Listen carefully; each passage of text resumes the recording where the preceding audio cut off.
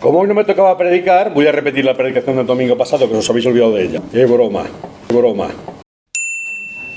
La palabra de Dios siempre trae algo nuevo a nuestra vida. Hay mucha enseñanza en ella. Si habéis estado atentos al Salmo 103, fijaros lo que dice la palabra. Dios es el que nos bendice. Dios es el que hace bien. El pensamiento corriente y común era que si hay dioses, los dioses están buscando nuestro castigo. La palabra de Dios, tanto en el Antiguo Testamento como en el Nuevo Testamento, establecen que Dios es el que nos bendice, el que está dispuesto a hacer siempre bien en nuestra vida. Dice el salmista: bendice alma mía al Señor. ¿Por qué? Porque perdona. En la vida cometemos muchos errores. Qué bueno es tener a alguien que ha pagado por nuestros errores, que subsana nuestros errores, el que sana nuestras dolencias. El médico de médicos es el Señor, el que rescata de hoyo tu vida. En la vida tropezamos y los envidiosos, toma, te lo mereces. Sin embargo, Dios te dice: tropiezas, yo te levanto. El que te corona de favores y de misericordia, el que sacia de bien tu boca, de tal forma que te rejuvenezcas. Algunos ya vamos necesitando rejuvenecer. Los años nos van pesando, vamos contando en vez de ilusiones, entusiasmos, vamos a contando penalidades físicas, quebrantos de salud, quebrantos de vida. Pero sobre todo establece que Dios es un Dios justo.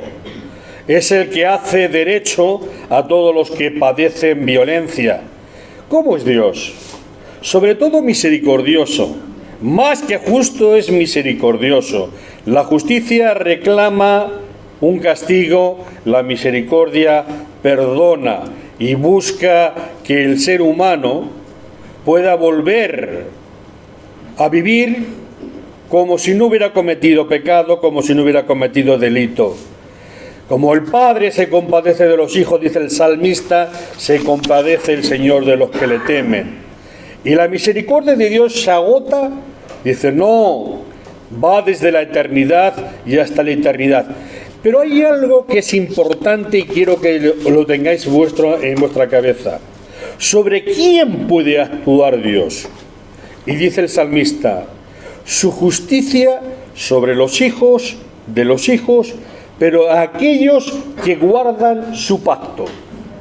Aquellos que guardan, que cuidan su pacto, su promesa, y los que se acuerdan de sus mandamientos para ponerlo por obra. Por tanto, como decimos siempre, el ser humano actúa, es protagonista. ¿Os gusta el cine? Pues sí, como dice Jesús, depende de la calidad del cine. Hay algunos que en historias de dramas o de tragedias nos gusta saber el final. ¿Sabéis cuál va a ser el final para aquellos que confiamos en Cristo? Va a ser un final de victoria. Pero dice más: quiero que sepáis que aquellos que habéis hecho promesa de manteneros fieles a mí, yo viviréis bajo mi cuidado, bajo mi protección. Solamente cuidad de manteneros fieles. Me venía ahora el pensamiento de aquel hijo pródigo que dijo: Padre, dame la herencia. La herencia normalmente la damos una vez fallecidos, ¿no? Pero se puede haber excepciones. Cristo está vivo, pero ha fallecido y nos ha dado la herencia. La herencia la disfrutamos ya. No en su dimensión total, no en su dimensión eterna, pero podemos disfrutar de la herencia. Hay gente que en la vida recibe herencias y las malgasta. Y Dios nos dice: tenéis una herencia, cuidadla, no la malgastéis. Por defecto de estudios siempre me ha gustado tener estadísticas. ¿Sabéis que mucha gente que se encuentra con una herencia inesperada en la vida la malgasta? Creo que el mayor porcentaje de gente es que una herencia que te sobrepasa tu vida habitual, la malgastas e incluso te arruinas. Gente que recibe premios de la lotería inesperada, se la malgasta. Un amigo me dice, un familiar mío recibió 3 millones de euros. Le duraron 6 meses y un día. 6 meses y un día. Pero las estadísticas nos dicen que la mayoría de la gente no sabe administrar una herencia fuerte en su vida. Y la palabra de Dios nos advierte de que tenemos que cuidar de la administración de la herencia que Dios nos da. Y fijaros la intención de Jesús. El otro día leí un texto de Isaías, luego comenté lo que Jesús pone en oración: Padre, a los que yo he cuidado, por favor, cuídalos tú. Es decir, y ahora quiero leer también otro texto de Jesús. Cuando se va a enfrentar a su muerte en Jerusalén, dice: Jerusalén, Jerusalén, matas a los profetas, apedreas a los que te son enviados. ¿Cuántas veces quise juntar a tus hijos como la gallina junta los polluelos debajo de las alas? Y dice él, y tú no quisiste. Vosotros os negasteis a mis cuidados. Tú no me dejasteis protegerte.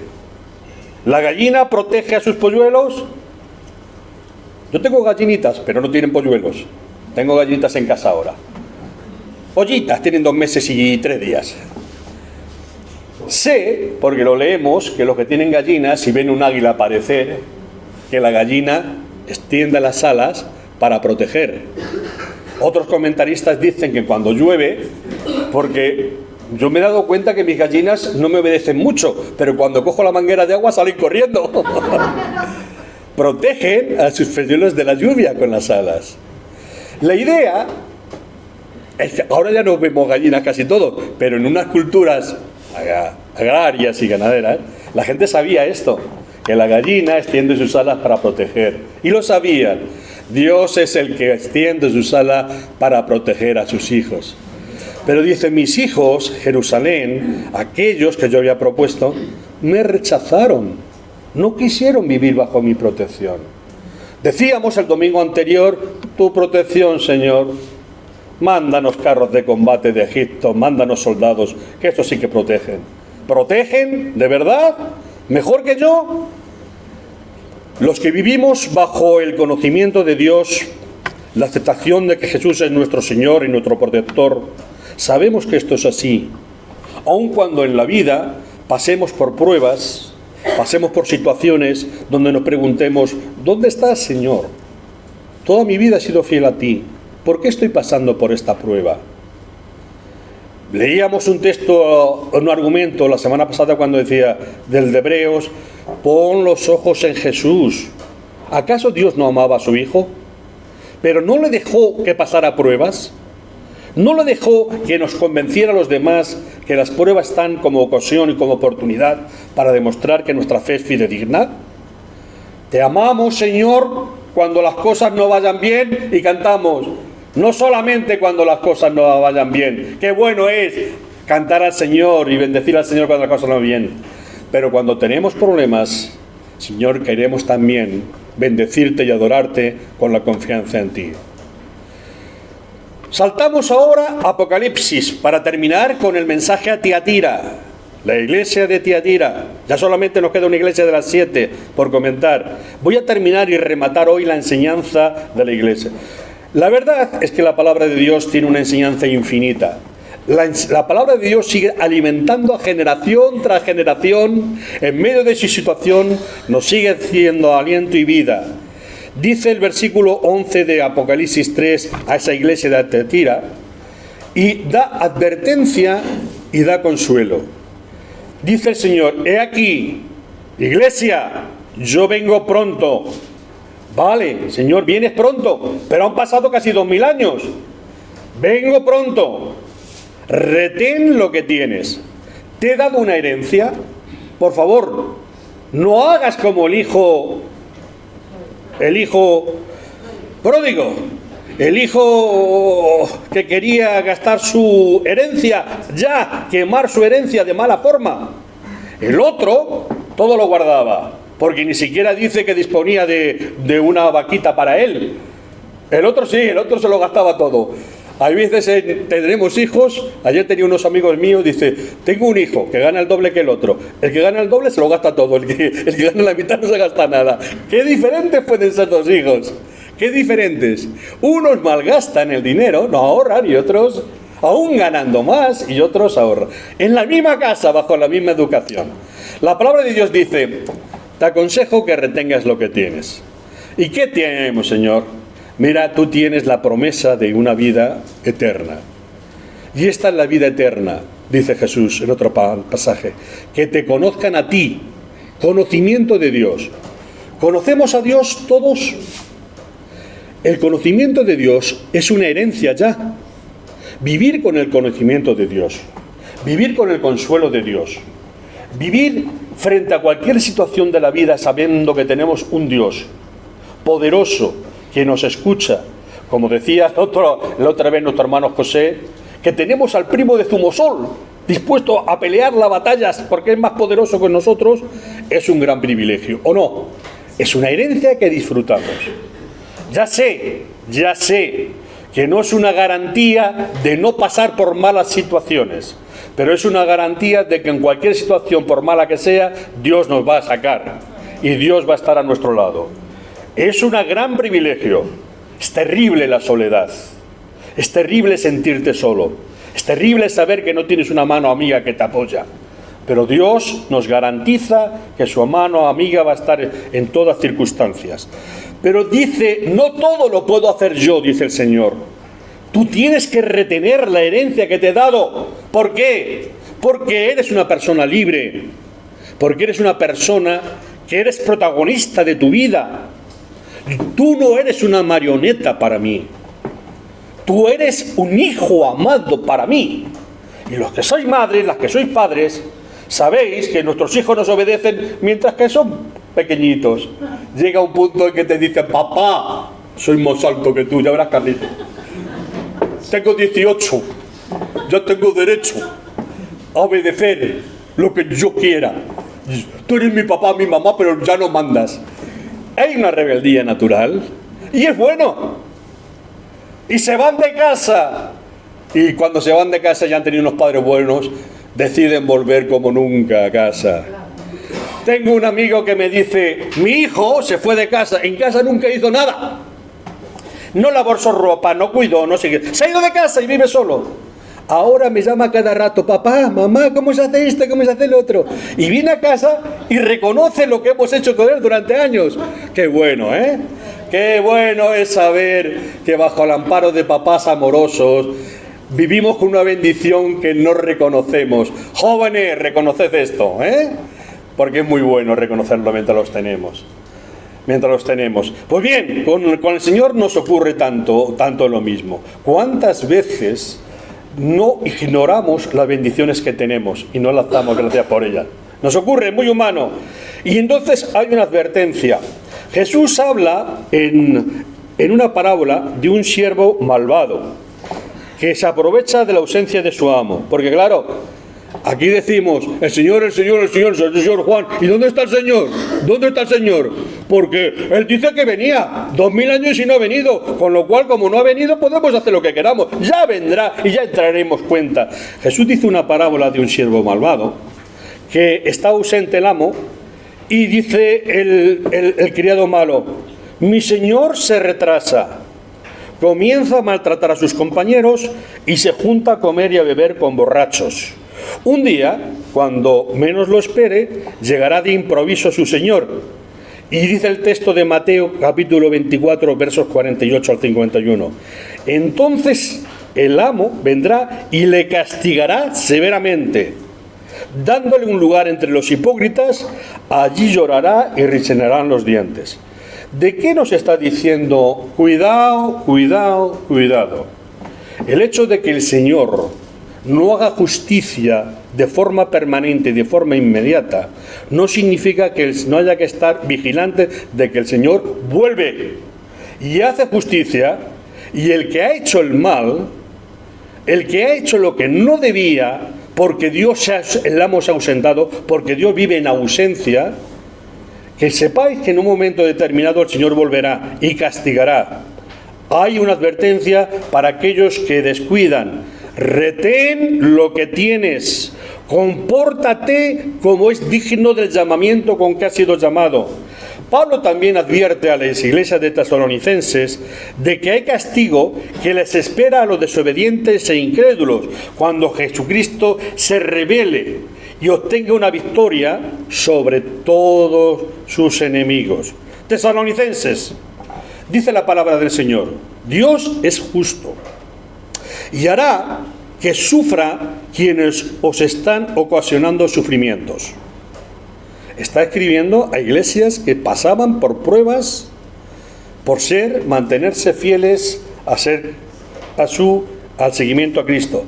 Hará también que vosotros, los que habéis sufrido, compartáis con nosotros el descanso cuando Jesús el Señor se manifieste desde el cielo con sus ángeles poderosos y aparezca como una llama ardiente haciendo justicia con aquellos que no quieren conocer a Dios y escuchar el mensaje evangélico de Jesús nuestro Señor.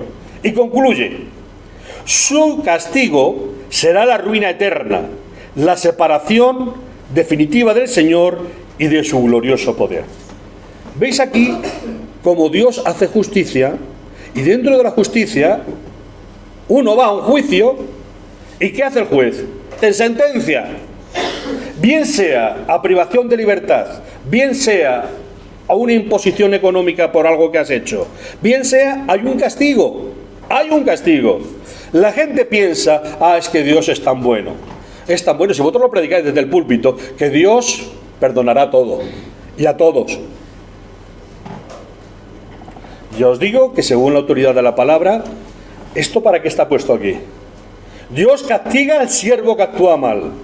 Dios castiga a aquellos que se han comportado mal con aquellos que son fieles al verdadero. Hay castigo. Pablo advierte que los que no creen en Dios tendrán que dar cuenta de sus acciones. Ya tendrán que darle cuenta a Dios. Primera de Pedro, en este caso, el juez que está preparado para juzgar a los vivos y a los muertos. Pregunta, cuestión. ¿La salvación es para todos? Por supuesto, porque no podemos autorizar el propósito y la intención de Dios. Pero todos son salvos, hagan lo que hagan, piensen lo que piensen, actúen como actúen, según la palabra de Dios, no.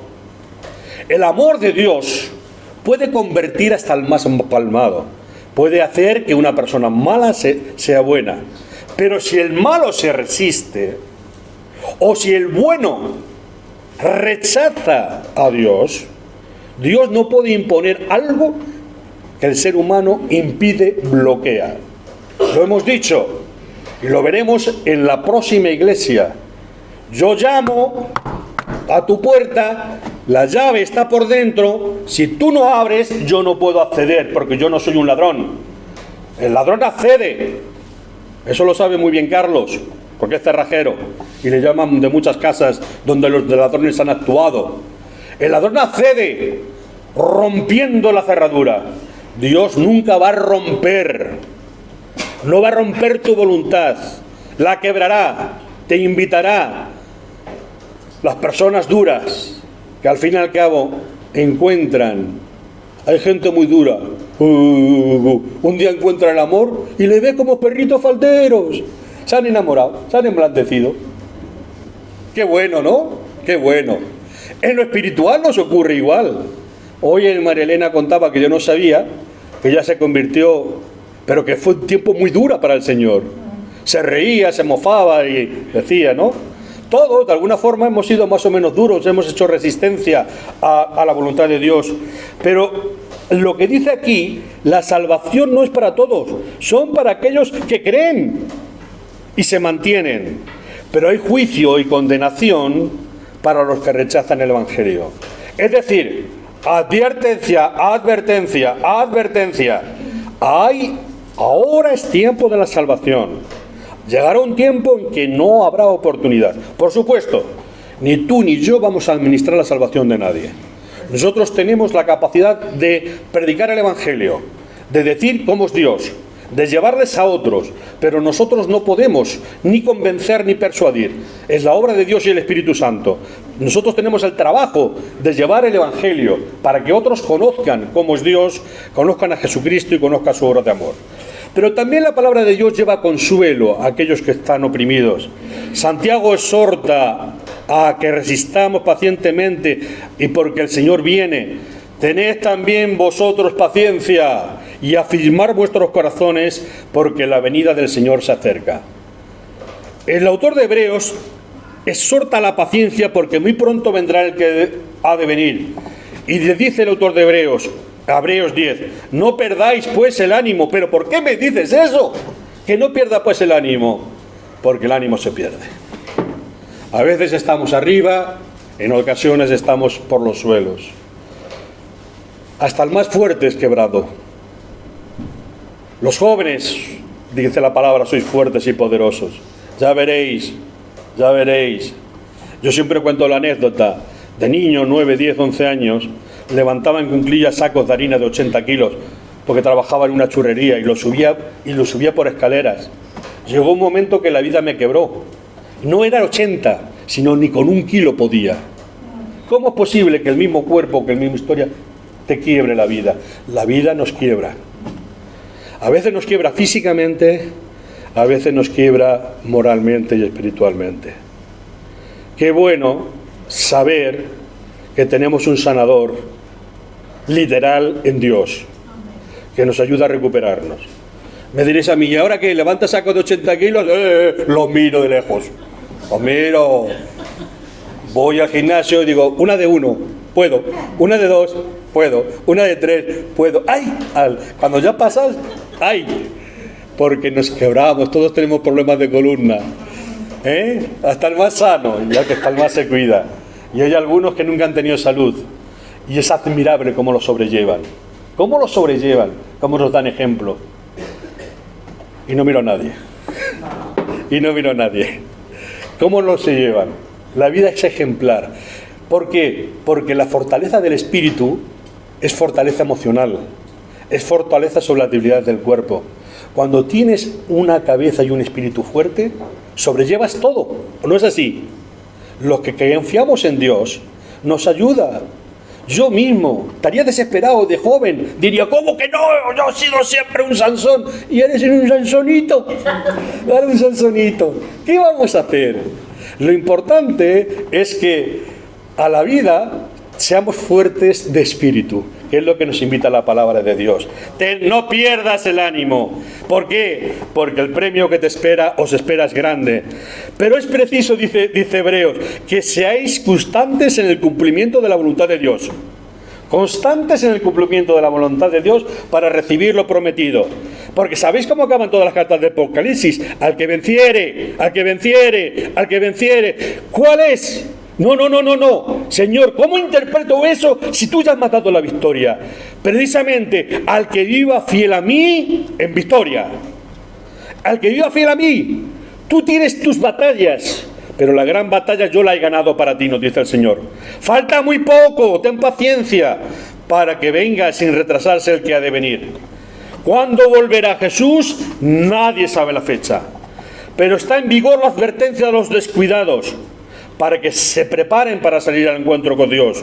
Y también está en vigor el ánimo, aquellos que están en sufrimiento. Hoy lo decía en el estudio y lo repetimos, ahí tenéis colgado un cartel de puertas abiertas, de la opresión que sufre la iglesia en el mundo, constantemente. Hay algunos hermanos que están deseando, Señor, ven ya, porque no aguanto más la presión, la vida que tenemos, la enseñanza que recibimos, la guerra que sufrimos, sea física, sea violencia de todo tipo. Señor, que tu reino venga ya. Señor, ven pronto. Cristo manda a los creyentes en Filadelfia que retengan lo que tienen para que nadie les prive de su corona. Hay gente que tiene problemas en cuanto a la salvación, se puede perder, no se puede perder. No se trata de que nadie le robe la corona, sino de que Dios se la retire y se le dé a algún otro porque no sean dignos de llevarla. Mirad, aquí la salvación no está en juego. La salvación, ha dicho Dios, si yo no rechazo la salvación, tú no la vas a perder. Porque el que la está vigilando soy yo. No es un juguete que pierdo y extravío. Salvación es muy seria. Lo que sí es cierto que la Biblia nos menciona casos en que no se trata de salvación o condenación. Se trata de casos como Esaú, que tenía el derecho de primogenitura y lo perdió por un plato de lentejas en favor de Jacob. Se trata del rey Saúl, que perdió la bendición de Dios. ¿En favor de quién? De David. Es retirado porque no te has mantenido fiel a mí. Y nos cuenta la palabra de Dios que fue a consultar a Dios. O una divina. Fue una divina. En vez de depender de Dios, quiso depender de una divina. Y perdió la bendición de Dios.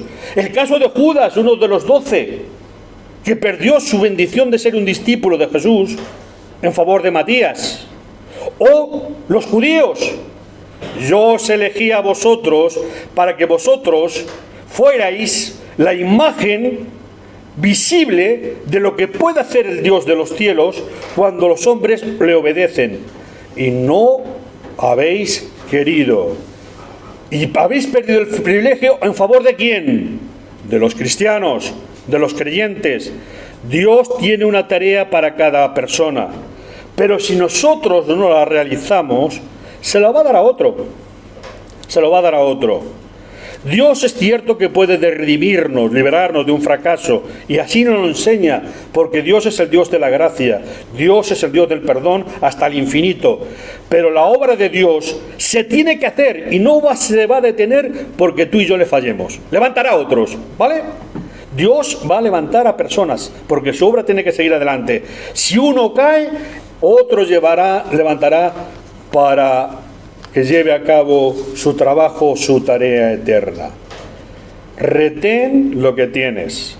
Hermano mío, ¿das gracias a Dios por lo que tienes? Espero que lo hagas. Porque toda bendición que no es reconocida como tal, se nos puede convertir en una maldición. Toda bendición hemos de tomar conciencia de ello. Señor, gracias por lo que tengo en estos momentos, en la forma de lo que sea, y dame fuerzas para mantenerme fiel. Promesas, el último punto, promesas que están constituidas ahí en Apocalipsis. Mirad, os voy a producir imágenes para veáis qué valor tiene si vosotros sois fieles. Dice, al que venciere, yo le haré columna en mi templo. Una columna. ¿Qué es una columna? Un pilar. Algo importante.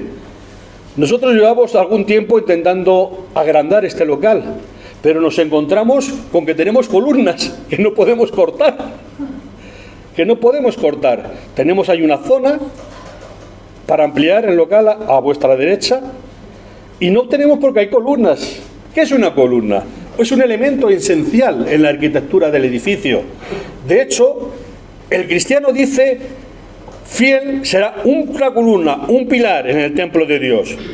Pablo dice que tanto Pedro como Santiago como Juan eran columnas en la iglesia de Jerusalén. Eran los líderes de aquella iglesia. La promesa del Señor es que nosotros, cuando somos fieles a Dios, nos hace columnas de su iglesia. Es una bendición saber que podemos ser instrumentos que sostienen la obra de Dios en el mundo. Por tanto, si tú no eres protagonista en alguna otra película, que sepas que Dios te da la oportunidad de ser protagonista, ser columna en el templo de Dios, en la obra de Dios. Y dice más, y nunca más saldrá de allí. Hay una promesa de fidelidad, de temporalidad. Filadelfia, sabéis que vivía preocupada por los continuos terremotos. La gente que tenía su casa en la ciudad de Filadelfia tenía que salir a su casita de campo, porque el terremoto se daba en la zona donde estaba edificada Filadelfia. Y tenían que salir siempre corriendo. Y les dice Dios, vosotros que tenéis la experiencia de que vivís en una ciudad de terremoto, nuestra hermana que está en Tampa sabe la cantidad de ocasiones que tienen que poner en su casa el playbook para tapar las ventanas por los huracanes y por las situaciones. Y viven en un permanente estado de desasosiego. Cosa que aquí, por ejemplo, en Madrid no lo tenemos, no lo sabemos esto. Pero los que vivís en esto... Aquí teníamos un hermano que se llamaba Antonio Blanco, un joven de nuestra iglesia que se casó en República Dominicana y vive allí. Y siempre que había un huracán, se reía, porque nunca le había tocado. Vino un terremoto llamado David, y me dice él, estaba dentro de mi casa, y dentro de mi casa una ventana se rompió, el aire entró, y vi como la televisión, los muebles hacían esto dentro de la casa. Mi risa se quebró. Mi jajaja, porque tiene un sentido del humor así un poquito acidito, se quebró. Vi que la muerte estaba a un segundo. La ciudad quedó destrozada. Estoy hablando de Santo Domingo en la historia. Los parques, los árboles estos enormes se quebraron, los postes se quebraron. Él decía... no soy consciente de la inseguridad que podemos tener en cualquier momento de la vida. Los ciudadanos de Filadelfia vivían constantes de terremotos y salían de la historia. Por eso Dios dice, vosotros que sufrís la inseguridad, quiero saber que en mis manos tenéis seguridad. No tendréis que salir corriendo, no tendréis que salir huyendo. El cristiano fiel ya no vive en una incertidumbre, sino en la paz que Jesús nos proporciona. Amén. Hay un momento en que viviremos. Hay promesa de que seremos columna, de seguridad, también de reconocimiento. Porque dice, escribiré sobre él el nombre de mi Dios. En Filadelfia, cuando moría un sacerdote pagano, después de una vida de fidelidad, se erigía un nuevo pilar donde se escribía su nombre y el de su padre. Y Dios dice que nosotros recibiremos el honor. Escribirá el nombre de mi Dios sobre el pilar y reconocerá nuestro liderazgo y nuestro servicio, honrándonos. Todo aquel que trabaja para Dios tiene sueldo. No a veces corresponde a un sueldo historia, pero sí es el sueldo del reconocimiento, el sueldo de la honra, el sueldo del honor. Existía también en aquella época la costumbre de marcar con un hierro, no solo al ganado, también al esclavo. Así dice Dios. Escribiré sobre vosotros mi nombre. Nosotros no somos esclavos, somos libres, pero llevamos sobre nosotros la marca y el sello del Espíritu Santo. El Espíritu Santo significa que le pertenecemos, que somos su propiedad. El autor, fíjate, que estas visiones que les lleva a Juan en Patmos, dile estos a mis hijos, dales seguridad, dales que son importantes para mí, diles que son importantes para la obra de Dios, diles que vengo pronto. Por favor, que no decaigan su ánimo. Dile que estoy con ellos. Y dice más. Y el nombre de la ciudad de mi Dios, la nueva Jerusalén, las cuales desciende del cielo de mi Dios. ¿Cuál es tu ciudadanía? Hermano, te lo repito.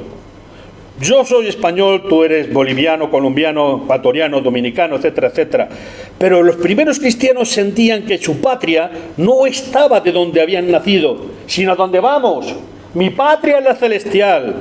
Mi pasaporte es el celestial. Lo temporal tiene valor, pero lo que es eterno tiene valor eterno. Siéntete orgulloso de que Dios te ha dado una pertenencia a un pueblo y a un reino que tiene valor eterno. Mi ciudadanía está en los cielos. Hoy hablaba de las guerras. Si yo soy ciudadano del cielo y tú eres ciudadano del cielo, que nadie meta un conflicto entre nosotros, porque viviremos eternamente en el mismo lugar bajo la protección del Señor. Amén. Amén. Rechacemos el conflicto, rechacemos toda violencia, rechacemos porque somos hermanos. Y Dios levanta hermanos de cualquier país del mundo, en cualquier momento y en cualquier lugar. Nosotros, como decía Ezequiel, Señor, estamos edificando los muros de Jerusalén, estamos creando las puertas, y ahora Jerusalén, ¿cómo la vamos a llamar? Y dice Dios, le vais a poner el nombre que significa que Dios está allí, que es la casa de Dios. Y dice la palabra de Dios: y el nombre de la ciudad, mi Dios. Donde hay un cristiano, allí está Dios. Donde hay una iglesia que adora al Señor, allí está el Señor. Esta es la casa de Dios, la Jerusalén.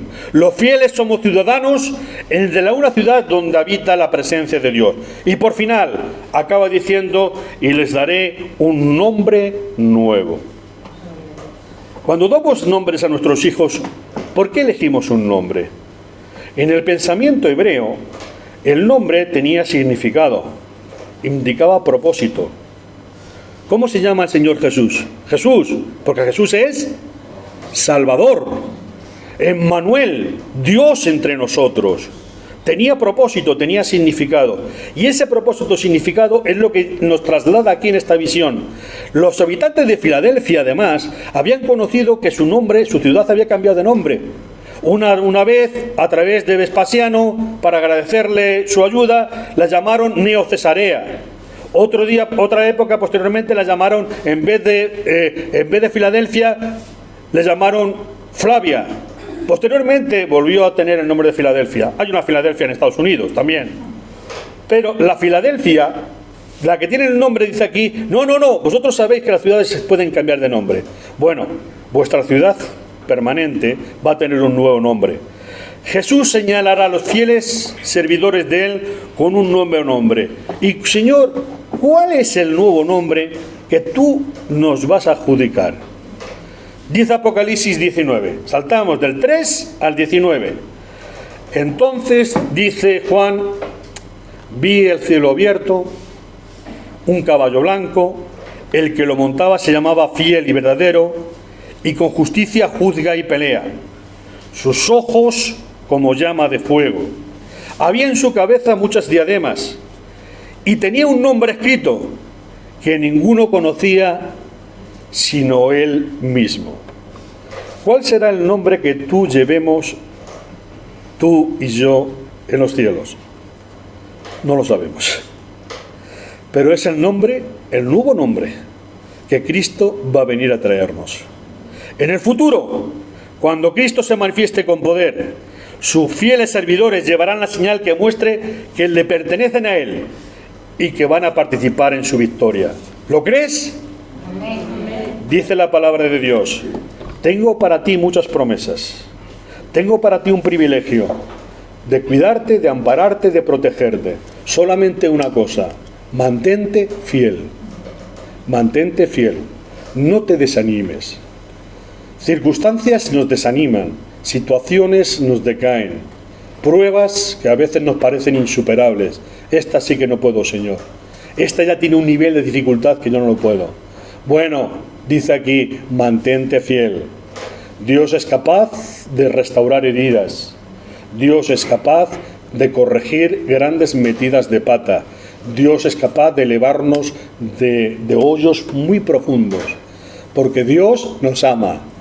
Y de tal manera nos ama Dios, que dio a su Hijo, para que hoy, en el siglo XX, en una iglesia de Madrid, miembros de diferentes países, nos podamos poner juntos aquí y comprometernos y animarnos unos a los otros mediante los símbolos que vamos a participar, diciendo: Señor, sabemos que nos amas y queremos decirte, Señor, que nosotros te amamos a ti, que nos proponemos ser fieles, que nos proponemos cuidarnos unos de otros, que nos proponemos orar unos por otros, Señor, que nos proponemos indicarle al Señor cuando uno flaquee, decirle: ánimo, hermano o hermana, que Dios va a bendecir tu vida, que Dios va a ayudarte en esa prueba. No te que caigas, no estás sola, estoy contigo todos los días. Pero es que el Señor se tarda. No te preocupes, hermana, que el Señor no se tarda, vendrá en su momento, Él solo lo conoce. Haz la parte tuya, sé fiel al Señor, ámale, déjate cuidar por Él, déjate añoñar por Él, déjate que te ampare, como dice Jesús: Señor, soy tu pollito, tu pollita, ampárame como la gallina.